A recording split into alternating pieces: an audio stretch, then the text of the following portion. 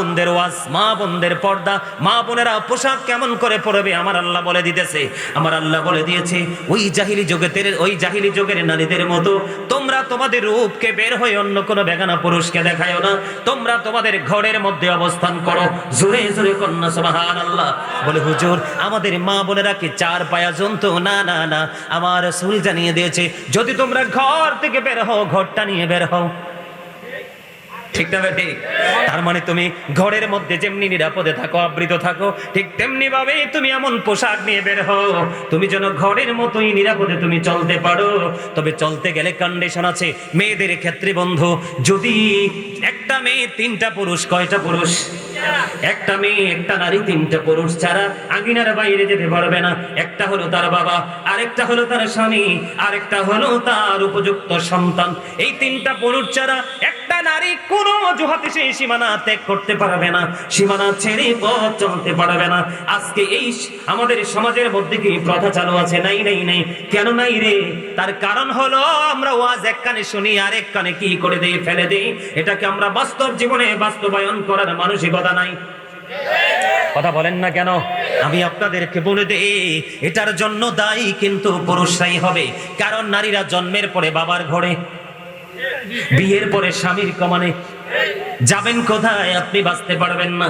আল্লাহ রাব্বুল আলামিন এই জন্য বলেছে ওই জাহিলিয়াতের যুগের মতো নারীরা এইভাবে চলতে পারবে না। পর্দা করতে হবে, ঘরে থাকতে হবে, আর বাইর হলে সেই পর্দা নিয়ে বের হতে হবে। জোরে জোরে কন্যা সুবহানাল্লাহ। আরো জোরে বলেন না সুবহানাল্লাহ। সময় শেষ হয়েছে হুজুর, হয়েছে না? আপনি যেইভাবে আইছেন আমি তো কই আমার চিঠি লিখতে হয়েছে। আরে আপনারা হাসতেও পারেন না ভালো করে। আমি তো এই কথা বলছি হাসার জন্য। আপনি ফ্রিলি একটু হাসেন, অন্তত পক্ষে একটু হাসেন। কথা বলেন। যেইভাবে যেই মোড়ে আসছে হুজুর, আমি বলছি আমার রিসিভ তো করছে, আমার মনে হয় ঘন্টা বাড়ি দিচ্ছে, ঘন্টা বাড়ি দেওয়ার জন্য আসছে। ঠিক কিনা বলেন? একটু মাঝে মাঝে হাসবেন, হার্ট ভালো থাকবে। নবীজি বলেছে একটু করে হাসো, তবে অতিরিক্ত হাসলে তোমার অন্তরটা মৃত্যুবরণ করবে। অতিরিক্ত হাসা যাবে না। সামনে আসেন। আলহামদুলিল্লাহ বলেন। আরো জোরে, আরো জোরে। এখন মা বোনেরা কাপড় কিন্তু পরে ঠিকই, কিন্তু অঙ্গ দেখা যায়। ঠিক না বেঠি? অঙ্গ দেখা যায় রে। আমার রাসূল বলে দিয়েছে বন্ধু, যেই নারীটা পোশাক পরার পরেও তার শরীরটা দেখা যায়, অঙ্গটা দেখা যায়, ওই নারীটা পোশাক পরিহিত নারী না। ওই নারীকে ও বন্ধু বলা হয় উলঙ্গিনী, ল্যাংটা। এটা আমার কথা নয়, আমার রাসূলের কথা। যেই পোশাক তোমাকে ঢাকতে পারলো না, যেই পোশাক তোমাকে আবৃত করতে পারলো না, যেই পোশাক তোমার লজ্জাস্থানকে ঢাকতে পারলো না, এই পোশাক কখনোই তোমার আপন হতে পারে না। ঠিক কিনা বলেন? বন্ধ। ইসলামের প্রথম খলিফা হলেন আবু বকর সিদ্দিক রাদিয়াল্লাহু তাআলা আনহু। আবু বকর সিদ্দিক রাদিয়াল্লাহু তাআলা আনহুর কন্যা আসমা, তিনি কি করলেন? আমার রাসূলের সামনে দিয়ে যাচ্ছিলেন। হঠাৎ করে যখন যাওয়ার সময় আমার রাসূল এই আসমার মাথার দিকে, বডির দিকে তাকিয়ে দেখলেন আসমার মাথার মধ্যে পাতলা কাপড়। তখন আমার নবীজি ওনার পবিত্র নূরানী চেহারা মোবারক উল্টো দিকে ঘুরিয়ে দিলেন। ইয়া রাসূলুল্লাহ, ইয়া হাবিবাল্লাহ। কেন গো? এই কারণে বন্ধু, নারীদের যখন উপযুক্ত হয়, প্রাপ্ত বয়স্ক হয়, তখন তাদের মোটা কাপড় পরে তাকে পর্দা করতে হয়। কারণ পর্দা করা নারীদের জন্য ফরজ, আর অঙ্গ দেখাইয়া পর্দা ছাড়া চলা তাদের জন্য হারাম। এবার নারীদের পর্দাটার কন্ডিশন কি? মাথা থেকে পা পর্যন্ত পুরোটা ঢেকে ফেলতে হবে। ও বন্ধু, কোনো কারণে হাতের তালু, পায়ের তালু দেখাতে পারবে। বিশেষ কোন মুহূর্ত যদি কোনো নারীর সামনে আসে, তখন সে তার মুখমণ্ডলটা সে দেখাতে পারবে। অন্যথায় কন্টিনিউয়াসলি পুরো বডি তাকে ঢেকে রাখতে হবে। এইভাবে ঢেকে রাখা তার জন্য ফরজ। জোরে কোন সুবহানাল্লাহ। আর জোরে বলেন না সুবহানাল্লাহ। বন্ধুরে আমার, আমি আপনাদেরকে বলে দিতে চাই পর্দার কিছু কন্ডিশন আছে। বন্ধুরে আমার, অনেকের স্বামী বিদেশ থাকে, দেবর খুব কাছে থাকে, আছে না নাই? আরো জোরে বলেন। আল্লাহ রাসূলকে দেবর সম্পর্কে প্রশ্ন করা হলো। আল্লাহ রাসূল বলে দিলেন একটা নারী তার দেবরের সাথে দেখা করার চাইতে তার মৃত্যুটা অনেক বেটার। নাউজুবিল্লাহ বলেন না কেন? আরো জোরে বলেন। আর পুরুষদেরকে বলে দেই, যেই নারীর স্বামী বাড়িতে নাই, যেই নারীর স্বামী তার কাছে নাই, যেই নারীর স্বামী দেশে নাই, আল্লাহ রাসূল বলেছেন ওই নারীর সীমানায় কোনো পুরুষ তোমরা কদমটা দিও না। যদি তোমরা কোনো অন্যায় করতে হবে না, কোনো অপরাধ করতে হবে না, যদি কোনো নারীর বিছানা বা খাটের একটা কোণে একটা অংশে যদি তুমি বসো, তোমার জন্য ভয়ঙ্কর বিষাক্ত অজগর বরাদ্দ করা আছে। জোরে জোরে কন্যা নাউজুবিল্লাহ। আমাদের মধ্যে আরেকটা নারী আছে, যেই নারীটাকে বলা হয় মর্দা। কি বলা হয়? আরো জোরে বলেন। যেটা পুরুষের মতো পথ চলে, পুরুষের মতো ডিজাইন করে, পুরুষের মতো পোশাক পরে, ঠিক না ঠিক? আমাদের মধ্যে আসেনি। এখন দেখবেন আমাদের কুমিল্লা কান্দির পারে গেলে জিন্স প্যান্টওয়ালা মহিলা পাওয়া যায়, অবাক লাগে। বাপে পাঞ্জাবি পরে আছে, প্যান্ট পরে আছে, মেয়েটাকে একেবারে একটা আমাদের কি গেঞ্জি না পরে, এগুলোকে হাফাতা, হাফাতা গেঞ্জি পরায় মেয়েটাকে প্যান্ট পরে নিয়ে বের হয়ে গেছে। নাউজুবিল্লাহ বলেন না কেন? আরো জোরে বলেন। লজ্জায় মইরা গেলাম। বাবা হাতে ধরে হাঁটতেছে মেয়েকে। নাউজুবিল্লাহ বলেন। যেই নারী পুরুষের পোশাক পরবে অথবা যে পুরুষ নারীর জিনিস ইউজ করবে, ওই দুইটা দলকে আল্লাহ রাসূল অভিশপ্ত করে গেছেন, লানত দিয়ে গেছেন। জোরে বলেন নাউজুবিল্লাহ। যেই নারীটা পুরুষের পোশাক পরে পুরুষের মতো চলে, ওই নারীকে বলা হয় মর্দা মহিলা। ওই মহিলার জন্য জাহান্নামে ভয়ঙ্কর একটা খাবার বরাদ্দ আছে। বলবো নি কি খাবার? ওই খাবারের নাম হলো বন্ধু তিনাতুল খাবার। ইয়া রাসূলুল্লাহ, ইয়া হাবিবাল্লাহ, এই তিনাতুল খাবারটা কি গো? এই তিনাতুল খাবারটা হলো আরেকটা জাহান্নামের নিংড়ানো রক্তপুঞ্জ অথবা ঘাম। জোরে জোরে কন্যা নাউজুবিল্লাহ। সবচেয়ে ভয়ঙ্কর খবর কি জানেন? সবচেয়ে ভয়ঙ্কর খবর হলো ওখানে কিন্তু আপনি কষ্ট ভোগ করতে হবে, কিন্তু লা ইয়ামুতু, people will not die that day. সেদিন মানুষ মরতে পারবে না। আল্লাহ বলেছেন ফিহা ওয়ালা ইয়াহইয়া, people will not be able to live that day. সেদিন মানুষ বাঁচতেও পারবে না। আল্লাহ বলেছেন ওয়ামা হুম আনহা বিগাইবিন, people will not be able to escape that day. সেদিন মানুষ সেখান থেকে পালাতেও পারবে না। বাঁচারও সুযোগ নাই, মরারও সুযোগ নাই, পালিয়ে যাওয়ারও। কথা কি বুঝে আসছে? দোষটা কারে দিবেন? সূরা ইউনূস 44 নম্বর আয়াত। আল্লাহ বলেছেন ইন্নাল্লাহা লা ইয়াজলিমুন নাসা শাইয়্যান ওয়ালাকিন্নান নাসা আনফুসাহুম ইয়াজলিমুন। আল্লাহ বলেছেন আল্লাহ আল্লাহর বান্দার উপর অত্যাচার করে না, বান্দা নিজেই নিজের উপর অত্যাচার করে। আরে যাবেন কই? আপনি আমি সত্য কথা বলার কারণে আপনি আমাকে এগেইনস্ট পার্টি মনে করতেছেন, শত্রু মনে করতেছেন। আমি তো আমার কথা বলছি না, আমি আপনাকে বাঁচানোর কথা বলছি। কি ভয়ঙ্কর কথা দেখছেন? বাঁচারও সুযোগ নাই, মরারও সুযোগ নাই, পালানোরও। আবার আল্লাহ কি কয়? আমি আমার বান্দার উপর অত্যাচার করি না, বান্দা নিজেই নিজের উপর অত্যাচার করে। কারণ যারা অত্যাচারী আল্লাহ তাদের সম্পর্কে ওয়াজ করতেছে, যারা অত্যাচারী আল্লাহ তাদেরকে ভালোবাসে না, পছন্দ করে না। যখন তারা বিপদে পড়ে যাবে আল্লাহ তাদের জন্য কোনো সাহায্যকারীও রাখে না। জোরে কন্যা নাউজুবিল্লাহ। একবার বলেন আল্লাহু আকবার। আপনাকে আমাকে ঠিক আল্লাহ রাব্বুল আলামিন পবিত্র কালামে হাকিমে তিনি অর্ডার করেছে আপনার আমার জন্য, আপনাকে আমাকে আল্লাহর প্রিয় হাবিব তেমনি পোশাক দিয়েছে লজ্জাস্থান ঢেকে রাখার জন্য। আপনারা বলেন তো আপনাদের ছেলেরা লজ্জাস্থান ঢাকা রাখে নাকি ফাঁকা রাখে? You are very good, absolutely right answer. চমৎকার ভাবে বলেছেন। ফাঁকা না? সামনে দিয়েও ফাঁকা, পিছন দিয়েও ফাঁকা, আর মানুষ দেখে দেখে খায় শুধু ধোকা। কথা বলেন না কেন? বল হুজুর কেন ধোকা খায়? চোখের অপরাধ হলো দেখা, চোখের জিনা হলো দেখা। আপনি যে আপনার লজ্জাস্থান দেখিয়ে রাখলেন, ওই একটা নারী, নারীকে সব সময় শয়তান রশি হিসাবে ব্যবহার করে। ওই নারী তো তার চোখ নষ্ট হয়ে গেল, ঠিক কিনা বলেন? আবার নারীর কাছে যখন আসবো সেটা নিয়ে আমি আলোচনা করব বন্ধু। এবার আসেন, এই যে দুই তিনটা পোশাক, একটা হলো লজ্জাস্থান ঢাকার, একটা হলো সাজ সজ্জার, আর একটা হলো তাকওয়ার, যেটা শরীয়ত সম্মত আল্লাহর পছন্দের পোশাক। এই তিনটার মধ্যে সবচেয়ে উত্তম হলো তাকওয়ার পোশাকটা। এবার আসেন, এই যে তাকওয়ার পোশাক কোনটাকে বলে? আপনি লুঙ্গি বলেন, প্যান্ট বলেন, পায়জামা বলেন, ট্রাউজার বলেন, যেটাই বলেন আপনার পছন্দের পোশাক।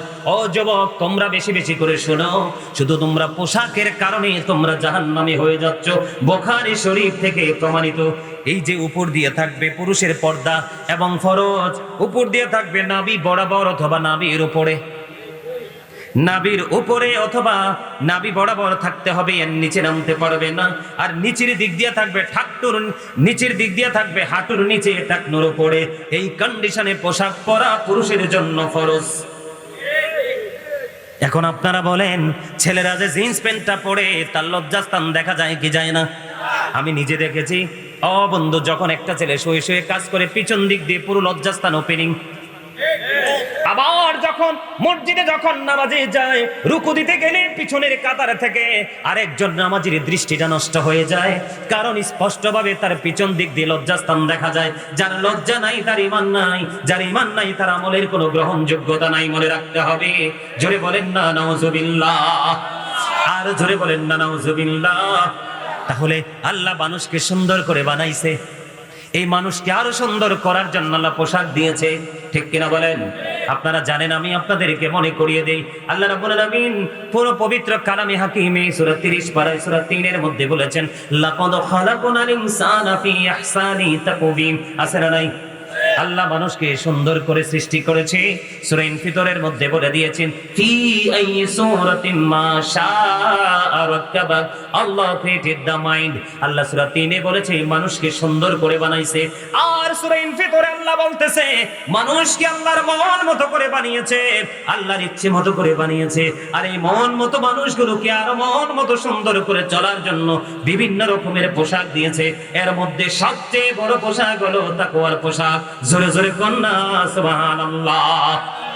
আমি আজকে এই মাহফিলকে সাক্ষী রেখে আপনাদেরকে সাক্ষী রেখে বলে যাই, আগামী কাল থেকে যদি আপনারা এই আমার কথার বাইরে যদি পোশাক পরেন, আপনাদেরকে আল্লাহ আর কোনোদিন ছাড় দিবে না।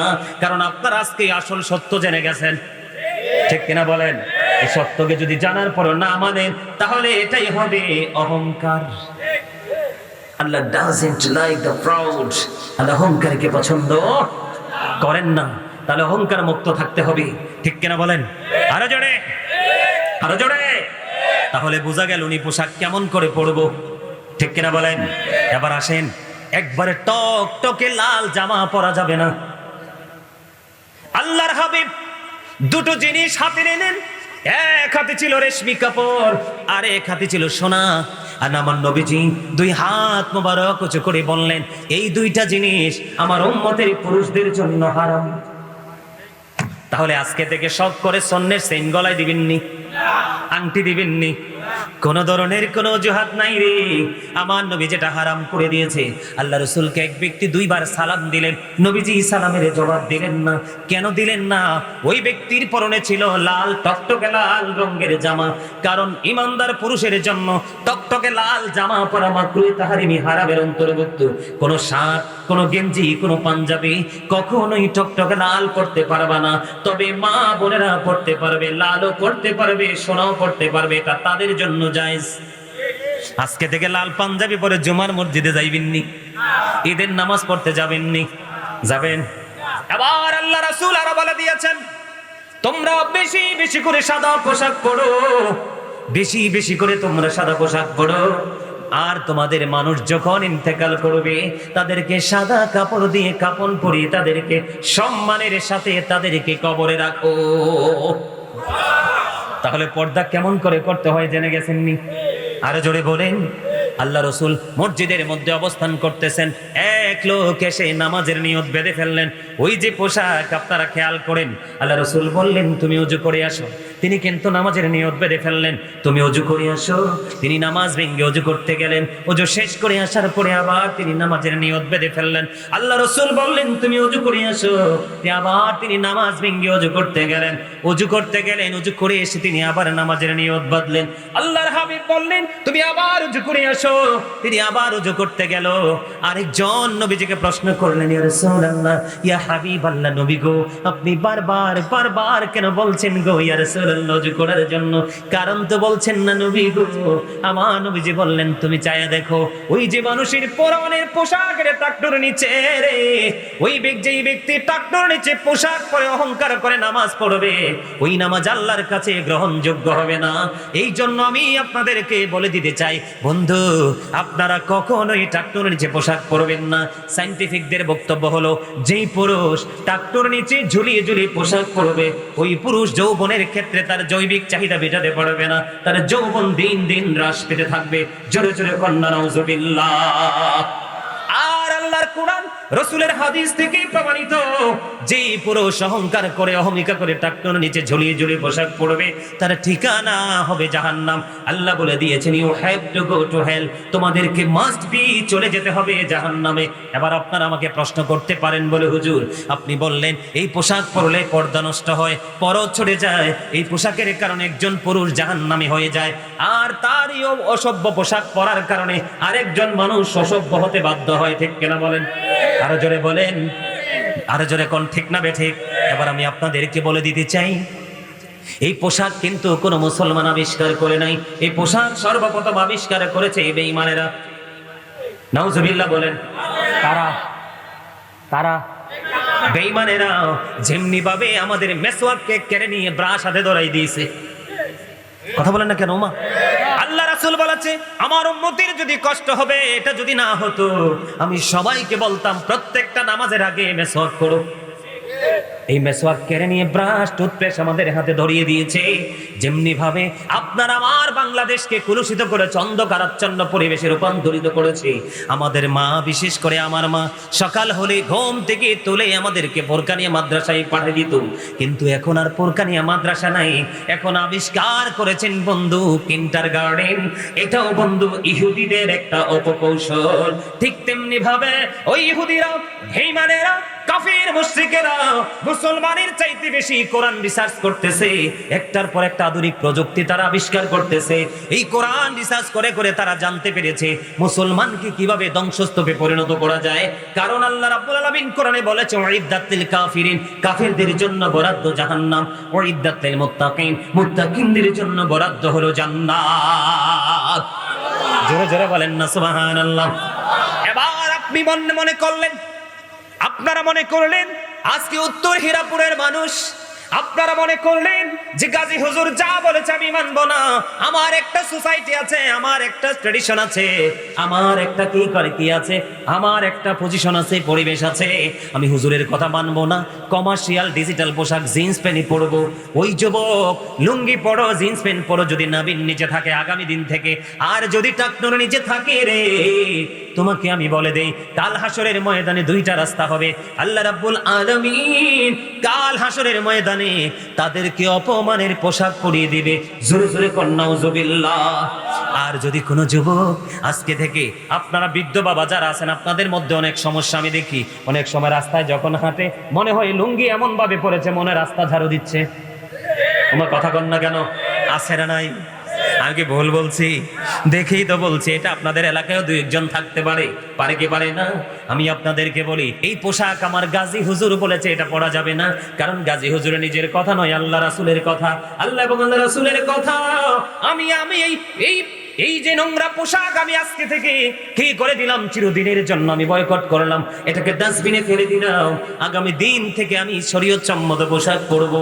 ওই যুবকদের জন্য একটা গড নিউজ আছে, আল্লাহ রাসূল বলে দিয়েছে, কাল হাসরের ময়দানে আল্লাহ রাব্বুল আলামিন জান্নাতীদের জন্য কয়েক রকমের ডিজাইন এবং সুগন্ধযুক্ত প্রেমময় অত্যন্ত সুন্দর পোশাক তাদের সামনে তুলে ধরবে।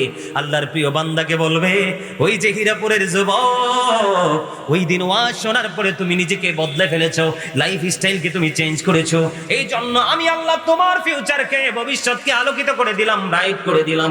আজকে আমি জান্নাতি পোশাকগুলো তোমাকে দিয়ে দিলাম, এখান থেকে যেইটা তোমার বেশি মতো হয়, পছন্দ হয়, সেটাই তুমি কবুল করো। জোরে জোরে বলেন না সুবহানাল্লাহ। লাভ না লস? আরো জোরে। তাহলে এই পোশাক কি পরা যাবে? আরো জোরে বলেন। যাবে না, আমরা পরবো না। আমরা আল্লাহ রাসূলকে খুশি করবো, আমরা কোনো বেঈমান কাফিরকে ফলো করবো না, কারণ তার ঠিকানা হলো জান্নাত, অবর্ণনীয় দুঃখের জায়গা, অনন্তকাল পূর্বে, আর আমাদের ঠিকানা হলো জান্নাত। ঠিক কিনা বলেন? সুবহানাল্লাহ বলেন।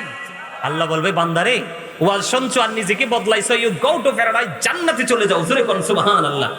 জান্নাতীদের কি মজা জানেন? জান্নাতীরা যা খাইতে চাইবে আল্লাহ তাই দিয়ে দিবে। দেওয়ার পরে প্রস্রাব হবে না, পায়খানাও হবে না, ঢেকুরের সাথে সবগুলো ফিনিশ হয়ে যাবে। জোরে কোন সুবহানাল্লাহ।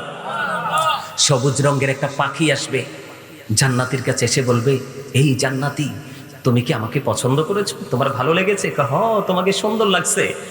আমাকে কি তুমি ভুনা করে খেতে চাও? সবুজ পাখি, আমাকে কি তুমি ভুনা করে খেতে চাও? ও জান্নাতি বলবে, হ, আমি খেতে চাই। বলতে দেরি কুইকলি এটা ফ্রাই হয়ে চলে আসবে। আওয়াজ তুলে বলেন সুবহানাল্লাহ। আরে জোরে। আমি আমি ওয়াজ করতেছি আর ক্লান্ত হইয়া পড়তেছেন আপনারা, এটা কি উচিত কথা হইল? আর বলেন এটা কি হইল? কন্টিনিউয়াসলি স্পিকিং করতেছি আমি, মনে হচ্ছে দিন দিন শুনতে শুনতে ক্রমান্বয়ে আপনারা দুর্বল হয়ে পড়ছেন। এটা কি উচিত বিচার? কথা বলেন, এটা কি করা উচিত? এটা মোটেও করা উচিত না। আমি ওয়াজ করতেছি, আপনারা আমাকে উৎসাহিত করবেন। এখন তো জান্নাতের বাগানটা একদম মনোমুগ্ধকর হয়ে যাচ্ছে। কি করেন চাচা? সুন্দর হয়ে যাচ্ছে আর একদম বিউটিফুল প্লেস মনে হচ্ছে এখন। জোরে কোন আমিন, আরো জোরে কোন আমিন, আরো জোরে বলেন আমিন, আরো জোরে, আরো জোরে। দিদি পাল তোলে দে, মাঝি হেলা করিস না, দিদি পাল তোলে দে। মজা হয় না? মজা হয় না? আপনারা সবাই একসাথে মৌমাছির মতো সুর দিবেন। এটা একবারে পুরনো গজল।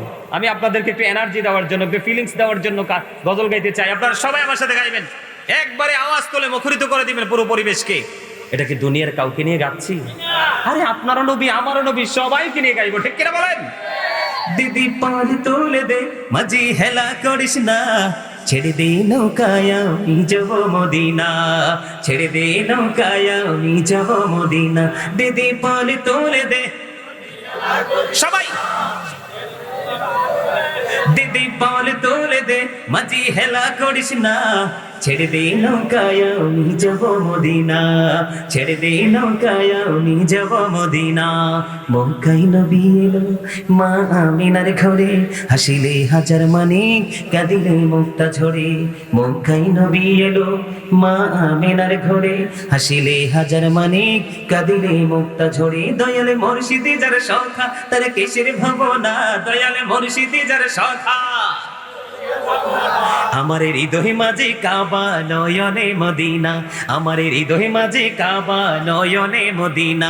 দিদি পাল তোলে দে, দিদি পাল তোলে দে,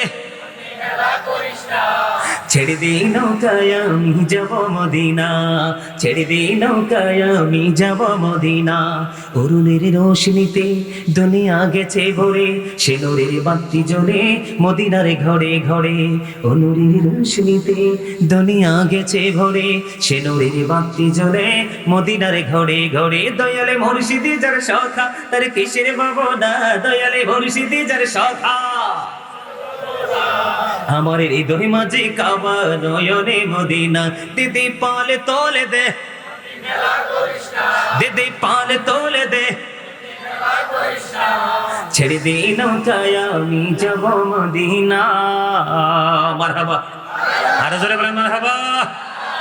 ঢাকা নারায়ণগঞ্জে গেছি, হরিপুর বাজার, এত বিশাল প্রোগ্রাম, এই মাথা থেকে শেষ পর্যন্ত আমি দেখতে পাই না।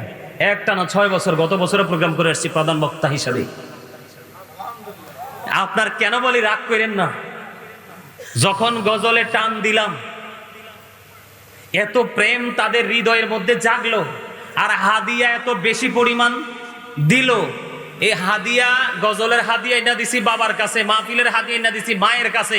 আমার মা এবং বাবা দোনোটা কাউন্ট করে দেখে সেম টু সেম। কিরকম প্রেম দিছে চিন্তা করেন।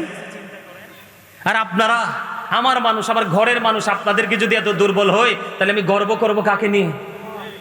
কথা বলেন না কেন? নিজের মানুষকে নিয়েই তো মানুষ প্রাউড ফিল করে, ঠিক না বে ঠিক? আপনারা যদি এইভাবে কথা বলেন, হইল? আমার ওয়াজ কি ভালো লাগে না? ওয়াজগুলো কি মজার না? এগুলো তো জানবেন, এগুলো তো শিখবেন, এগুলো তো বুঝবেন, এবং আগামী দিন থেকে আপনারা সেইগুলোর উপরে স্টাডি করতে থাকবেন। আল্লাহ যেন আমাদেরকে কবুল করেন, সকল বলেন আমিন। এবার আসেন বন্ধু, আর একটা মজার জায়গা। পুরুষের পর্দা আমি ছেড়ে দিলাম, আর যেদিকে যাচ্ছে না, বেশি করলে ভুলে যাবেন। মনে আসেনি? কি করতে হবে? উপর দিয়ে কোন বরাবর? নাভি বরাবর। উপরে থাকলে সমস্যা নাই, কিন্তু নিচে গেলেই সমস্যা আছে, ঠিক না ভাই ঠিক? এবার নিচে দিয়ে কোন দিকে? হাঁটুর নিচে টাকনোর উপরে, ঠিক কিনা বলেন? এবার অনেক দুষ্ট ছেলে মসজিদে গেলে মনে মনে বলবে, গাজী হুজুর তো বলছে টাকনুর উপরে রাখার জন্য, আমি জিন্স প্যান্টটাই পরবো, তবে নামাজের সময় বটি দিব। ওরে দুষ্ট, তুমি ভুলে গেলে চলবে না, আল্লাহ দা কন্ডিশন একটা দেয় নাই, দুইটা দিছে, ঠিক কিনা বলেন? তুমি হয়তো বা নিচে দিয়ে বটে এটাকে তুমি ক্লোজ করে ফেলতে পারবে, টাকনুর উপরে উঠাইতে পারবা। বেঈমান কাফেরের এমন কৌশলে তোমার এই পোশাকটা আবিষ্কার করেছে, তুমি উপরে দিয়ে, এই যুবক শোনো, উপরে দিয়ে তুমি হাজার চেষ্টা করলেও তুমি নাভির উপরে তুলতে পারবা না, কারণ এটা জন্মই হয়েছে ছোট্ট হয়ে, ঠিক কিনা বলেন? আরে আরো জোরে। এই ছোট্ট পোশাক আমরা পরবো না, আমরা ওইটাই পরবো যেটাতে আমার আল্লাহ এবং আল্লাহ রাসূল সন্তুষ্ট। আর নামাজের মতো এত পবিত্র নিয়ামত, যেই নামাজ পড়লে শীতের দিনের মতো গাছের পাতা যেমনি ঝরে যায়, শীতের দিনের গাছের পাতার মতো নাকি গুনাহও ঝরে যায়, এত গুরুত্বপূর্ণ নামাজকে আমি জাস্ট পোশাকের জন্য কুরবানি করব না, এটা কখনোই হতে পারে না। আর যদি করেন, আজকে থেকে আমি বলবো আপনি স্টুপিড। ঠিক না বে ঠিক? রাগ হইেন না, আমি স্টুপিড মানে বোকা। আর যদি ঠিক না বে ঠিক? আমরা বোকামি করতে চাই না, ঠিক না বে ঠিক? এবার আসেন বন্ধু, মা বোনেরা, নারীদের পর্দাটা কেমন করে করতে হবে একটু বলার দরকার আছে নি? আরো জোরে বলেন না, আছে না নাই? কেন করতে হবে জানেন? আবার রাসূল বলছে, পৃথিবীর অবস্থা যখন ইসলামের বিপরীত দিকে চলে যাবে, বান্দারে, ও বন্ধু, তোমাদের পায়ে হাত দিয়ে বলছি রে, অন্যদিকে মনোযোগ দিও না। আমি আমার ওই উত্তর হীরাপুরের আমার মা বোনদেরকেও বলবো, মা গো, একটু হৃদয় খুলে শোনো, এই কিছু সময়ের জন্য তুমি কাজটাকে বন্ধ করে দাও। আমি বলে দেই, আমার নবীজি বলেছে, পৃথিবীর অবস্থা যখন তোমরা দেখতে পাবে ইসলামের বিপরীত দিকে চলে গেছে, তোমরা কখনো কি করো না, তোমরা দিন এবং দুনিয়ার কাজ ছাড়া তোমরা ঘর থেকে বের হইও না, কারণ ঘর থেকে বের হলেই শুধু পাপ আর পাপ তোমার দ্বারা অর্জন হবে। আপনারা সত্যি করে বলেন, আপনারা সত্যি করে বলেন, এই জুলুম যারা করে তাদেরকে নিয়ে একটা গজল লেখছি, গাইবো? আমি কিন্তু একজন রাইটার। আগামী 1-1.5 মাসের মধ্যে আমার লেখা কিতাব ইনশাআল্লাহ প্রকাশিত হচ্ছে, আমার জীবন প্রথম লেখা। আপনারা যে তোমার কাছের মানুষ, আপনারা আমার কাছ থেকে কালেক্ট করতে পারবেন, যোগাযোগ রাখলেই হবে। আলহামদুলিল্লাহ বলেন। একটু কি গাইবো? আপনাদের মন মতো হয় কিনা কথাগুলো খেয়াল করবেন। এটা আমার লেখা, আমার সুর। আমি লিখেছিলাম কখন জানেন? করোনাকালে 2019-এ, যখন মানুষের সাথে মানুষ অত্যাচার শুরু করলো। বিশেষ করে কষ্ট পেয়েছি কখন? যখন একটা বাসায় দেখলাম যে একটা কাজের লোক থাকে, একটা মালিকের বাসায় একটা কাজের লোক থাকে, ওই মহিলা, আপনি আমি ভালো যারা আছি, আমাদের ইনকাম সোর্সটা ওপেনিং ছিল, তারাই তো কর্মবন্ধ হয়ে গেছে, ঠিক কিনা বলেন? আর কাজের লোক কিভাবে টাকা পায়? যখন দেখলাম একটা বাসার মালিক কাজের লোককে পর্যন্ত সেই করোনাকালে ছাড় দিচ্ছে না, তখন এই কষ্ট থেকে আমি একটা গজল লিখেছিলাম। একটুখানি গাইবো? ছোট্ট করে গাইবো, অল্প করে গাইবো, শুনবেন? পারলে আমার সাথে সুর দিবেন, অনুরোধ থাকবে। কারণ কি জানেন, আমি বারবার কেন বলতে বলি, আপনারা কিন্তু না বলতে এক্সারসাইজ না করতে করতে, রিহার্সাল না করতে করতে কিন্তু আপনাদের মধ্যে জড়তা কাজ করে কি করে না? হাতের বলেন, মুখের বলেন, চোখের বলেন, সবকিছুরই কিন্তু জড়তা আছে। এই জড়তাকে কিন্তু আপনি কি করতে হলে, আপনার জীবন থেকে মুছে দিতে হলে, তাহলে আপনাকে ট্রায়াল দিতে হবে। কি করতে হবে? আপনারা আমার সাথে যদি পারেন সুর দিবেন। জুলুম যারা করলা বন্ধু, হারাইলা দুকুল, জনম জনম কে দিও তোমার হবে না মাসুল, একবার ভেবে দেখো না তোমার কোথায় ঠিকানা, একবার ভেবে দেখো না তোমার কোথায় ঠিকানা, এখনো তো আছে সময়, এখনো তো আছে সময়, বোঝো তোমার ভুল, জনম জনম কে দিও তোমার হবে না মাসুল।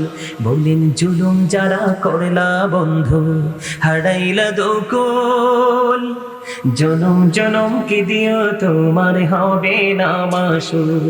বৃষ্টি যখন আসে বন্ধু, শীতল মরুভূমি, তওবা করো ক্ষমা পাবে বলে গেলাম আমি। বৃষ্টি যখন আসে বন্ধু, শীতল মরুভূমি, তওবা করো ক্ষমা পাবে বলে গেলাম আমি। তোমার জীবনে মোহনা কোথায় সেই তো জানো না, তোমার জীবনে মোহনা কোথায় সেই তো জানো না। ক্ষমা যদি না পাও বন্ধু, বন্ধু পাবে না তো কোন, জনম জনম কি দিও তোমার হবে না মাসুল। বলেন জুলুম যারা করলা বন্ধু, সবাই বলেন খুশি হব, অনেক কষ্ট করে লিখেছি সুর দিয়েছি বন্ধু। বলেন জুলুম যারা করলা বন্ধু, হারাইলা দুকুল, জনম জনম কি দিও তোমার হবে না মাসুল। তোমার আসল ঠিকানা কোথায় সে তো জানো না, তোমার আসল ঠিকানা কোথায় সে তো জানো না। ঠিক কিনা বলে? কথা কি ঠিক আছে? বৃষ্টি পড়লে যেমন মরুভূমি পুরোপুরি শীতল হয়ে যায়, ঠিক তেমনি করলে ঠিক তেমনি ভাবে আপনি যখন তওবা করবেন, আপনার তওবার কারণে আপনার হৃদয় রাজ্য থেকে সকল অপরাধ দূর হয়ে গিয়ে আপনার ওই হৃদয়টা সবুজ শ্যামল একটা ফলের বাগানে রূপান্তরিত হবে। ফলের বাগান বলতে ঈমান এবং আমলে পরিপূর্ণ হয়ে যাবে। ঠিক কিনা বলেন? আরো জোরে বলেন ঠিক না ঠিক? কিছু বলবেন? এই এই কিছু বলবেন? তাইলে এখানে ইশারা দেওয়ার দরকার কি? আরো জোরে। হুজুর আসতে চাইলে আমাকে বলে দিবেন আগে, আমি ক্লোজ করে ফেলবো। আরো জোরে। তাহলে কি হলো? কি করা যাবে না? বেপরদায় চলা পুরুষও না নারীও না। যদি করেন আপনি আপনার উপর জুলুম করছেন, আর এই জুলুম আপনাকে নিয়ে যাবে অবর্ণনীয় দুঃখের জায়গা, জাহান্নামে। কথা বলেন ঠিক না ঠিক? আরো জোরে। তাহলে নিজেকে কন্ট্রোল করতে হবে, মা বোনদেরকে কন্ট্রোলিং এ আনতে হবে। ঠিক না ঠিক? আরেকটা অনুরোধ আছে আমাকে, যেহেতু হুজুর চলে আসছে, 5 মিনিট সময়, ওনার 5 মিনিট লাগবে বলেছে, 2-3 মিনিটের মধ্যে আমি আরেকটা কথা বলে ফেলি। সম্মানিত উপস্থিতি, এটা যেমন একটা বেদিতে রূপান্তরিত হয়েছে, ঠিক তেমনি ভাবে আরেকটা বেদিতে রূপান্তরিত হয়েছে সন্তান কর্তৃক পিতামাতা অপমানিত হওয়া। ছেলেরা বিয়ের পরে কিন্তু বাবা মার কোনো মূল্য থাকে না। থাকে? আল্লাহ রাব্বুল আলামিন বলেছেন ওয়াবুদুল্লাহ ওয়া লা তুশরিকু বিহি শাইয়্যা ওয়া বিল ওয়ালিদাইনি ইহসানা। আল্লাহ বলেছেন তোমরা আল্লাহর ইবাদত করো, আল্লাহর সাথে কোনো কিছুকে শরীক করিও না। আর মা বাবাকে ভালো সম্মান অনার করো। সুবহানাল্লাহ বলেন। মা বাবাকে ভালোবাসা ফরজ, মা বাবাকে কষ্ট দেওয়া হারাম। কি? মা বাবা মায়ের চেহারার দিকে মায়ার নজরে তাকাইলে হজের সওয়াব। মা বাবার গুরুত্ব কত? বাবাকে, আল্লাহ রাসূলকে একজন প্রশ্ন করলো, ইয়া রাসূলুল্লাহ, আমার বাবা আমার উপার্জিত অর্থ নিজের মতো করে খরচ করতে চায়। কি করতে চায়? মানে আমি ইনকাম করেছি কিন্তু এই টাকাগুলো বাবা নিজের মতো করে খরচ করতে চায়। নালিশ নিয়ে গেছে কার কাছে? আমার রাসূলের কাছে।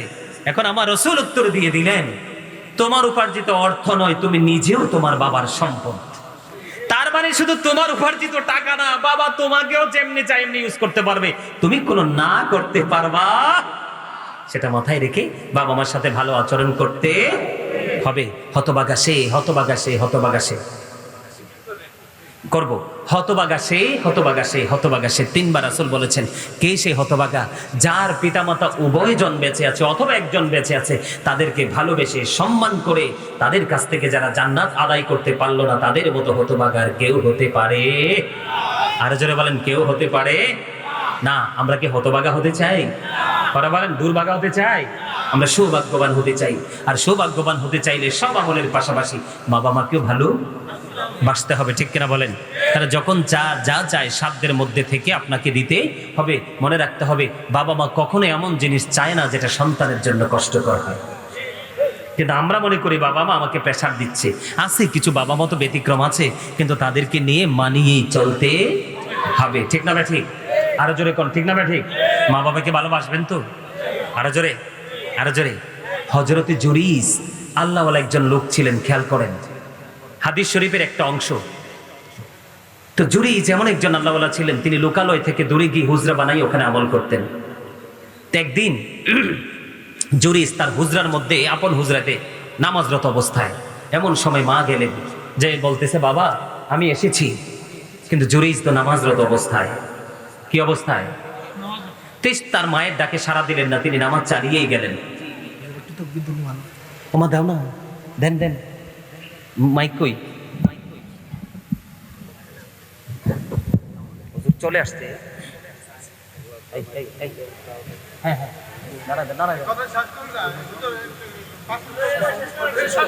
আচ্ছা নারায় দাও, দেওয়ার পরে শেষ করবো। ছোট্ট একটা হাদিস, গুরুত্বপূর্ণ একটা অংশ বিশেষ। তো নামাজরত অবস্থায় মা ডাকলেন, তিনি নামাজ চালিয়ে গেলেন, মায়ের ডাকে সাড়া দিলেন না। তো মা আজকে চলে গেল। দ্বিতীয় দিন আবার আসলেন, আসার পরে আজকেও ছেলে নামাজরত অবস্থায়, মা ডাকছেন, সাড়া দিল না, নামাজ শেষ করলো। নামাজ শেষ করে বাইরে এসে দেখে মা নাই, আজকে চলে গেলেন। ঠিক তৃতীয় দিন আবার সেম ঘটনা, যে মা আবার আসলো নামাজরত অবস্থায়, মা ডাকছে, ছেলে সাড়া দিল না, সে নামাজ চালিয়ে গেল। তৃতীয় দিন ছেলের সাথে দেখা করতে পারলো না, যাইতে বলল, আল্লাহ আমি 3 দিন আসলাম ছেলের সাথে দেখা করার জন্য, কিন্তু ছেলেটা দেখা দিল না, তাকে বেশ্যা মহিলার মুখ না দেখাইয়া মরণ দিও না। পরে এই বেশ্যা মহিলাকে ঘিরে মানুষ একত্রিত হয়েছিল, এই ফাইসালার জন্য সকল মানুষ একত্রিত হয়েছিল, বিচারের জন্য একত্রিত হয়েছিল। সম্মানিত উপস্থিতি, হুজুর যেহেতু চলে আসছে, আমি আর একটা কথাও বলছি না, আবার দেখা হলে বলবো। আল্লাহু আকবার।